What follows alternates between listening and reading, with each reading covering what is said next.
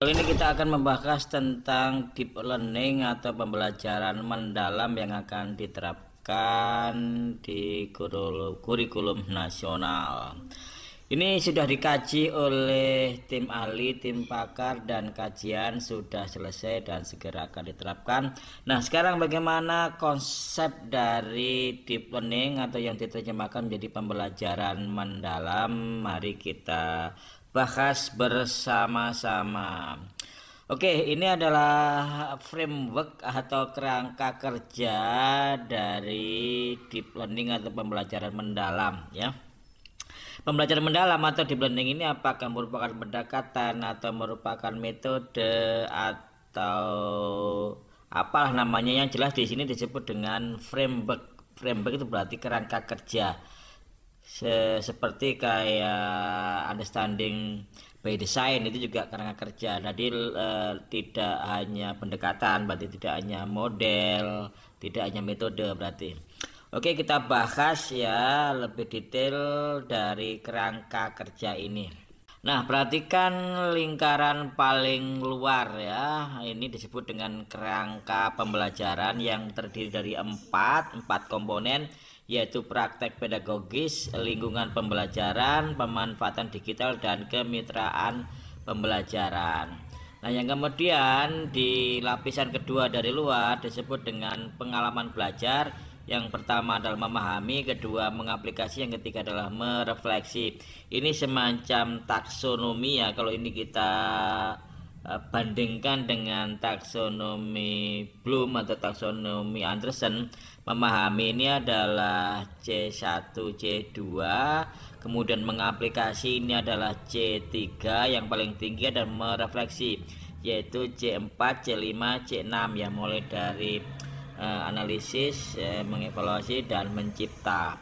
Nah, kemudian yang lapisan ketiga dari luar ini yang kemarin heboh, yang disebut dengan 3 full itu atau mindful, meaningful, dan joyful.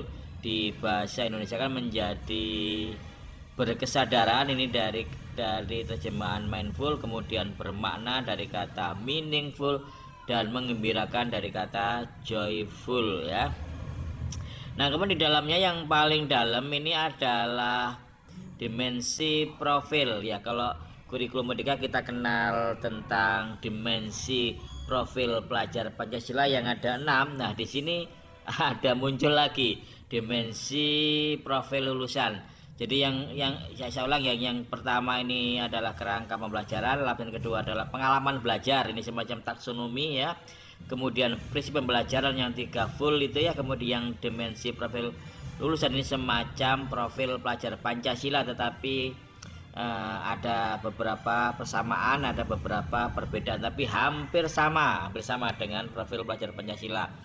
Nah, nanti ini kira-kira kalau kita bandingkan dengan deep learning versi aslinya seperti apa. Sekarang kita masuk ke slide berikutnya. Nah, dimensi profil lulusan itu terdiri dari 8 ya. Perhatikan dari 8 ya di dalam ini ya. Pertama itu adalah keimanan dan ketakwaan terhadap Tuhan Yang Maha Esa, ini mirip lah masih dengan profil pelajar Pancasila.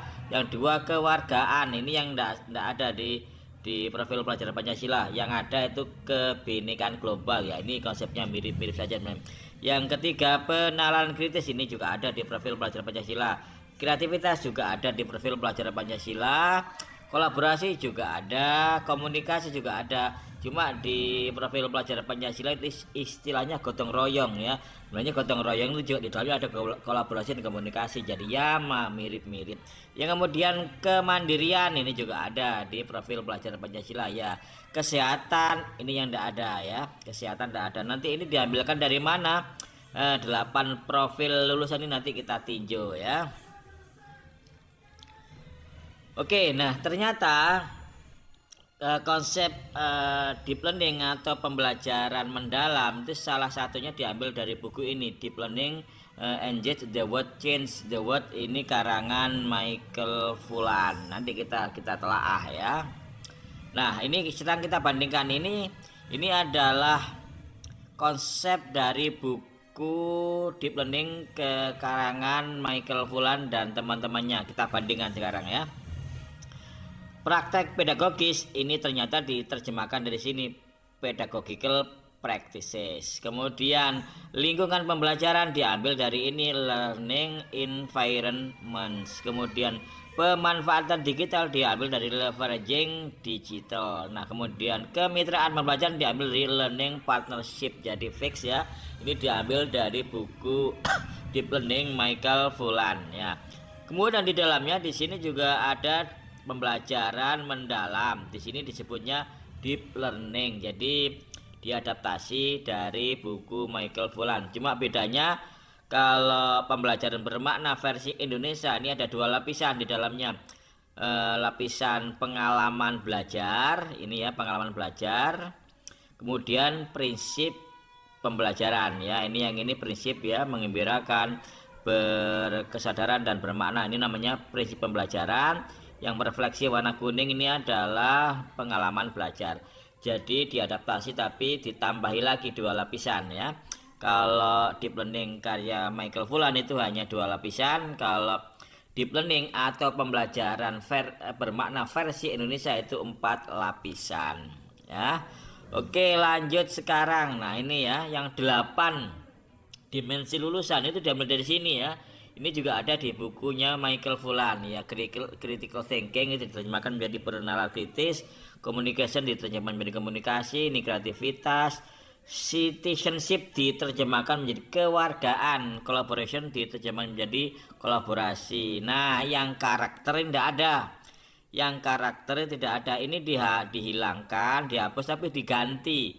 Diganti dengan apa? Dengan kesehatan tadi ya, dengan kemandirian dan keimanan. Nah, ini kemandirian, keimanan sama kesehatan diambil dari mana kira-kira? Nah, ternyata diambil dari Undang-Undang 20 tahun 2023 tentang sistem pendidikan nasional ya. Perhatikan, pendidikan nasional berfungsi mengembangkan kemampuan dan membentuk watak dan seterusnya. Nah, ini agar menjadi manusia yang beriman dan bertakwa kepada Tuhan Yang Maha Esa ya, kemudian sehat, kemudian mandiri. Jadi 3 dimensi yang tidak ada di bukunya Michael Fullan, yaitu keimanan, kesehatan, dan kemandirian itu diambil dari sistem pendidikan nasional, yaitu tentang fungsi pendidikan nasional ya, sehingga menjadi 8 ya, menjadi 8. Nah, sekarang kita bandingkan sekarang dengan profil pelajar Pancasila. Nah, sekarang apakah mirip-mirip atau berbeda atau sama persis, kita lihat ya. Di profil pelajar Pancasila ini ada 6 dimensi. Tapi kalau di profil lulusan deep learning atau pembelajaran mendalam itu ada 8, tetapi itu banyak sekali kemiripannya. Nanti cuma 1 ternyata perbedaannya. Kita lihat di sini ada beriman, bertakwa, kemudian berakhlak mulia. Nah, di sini ada keimanan dan ketakwaan terhadap Tuhan Yang Maha Esa, sama persis maknanya, cuma hanya kalimatnya aja berbeda. Mandiri, nah ini juga ada, cuma di sini kemandirian. Nah, ini kata sifat, ini kata benda. Jadi cuma beda kata sifat sama kata benda. Kemudian kreatif, ya kreatif kata sifat. Di sini menjadi kata benda, kreativitas. Bernalar kritis kata kerja. Kalau ada itu berarti kata kerja.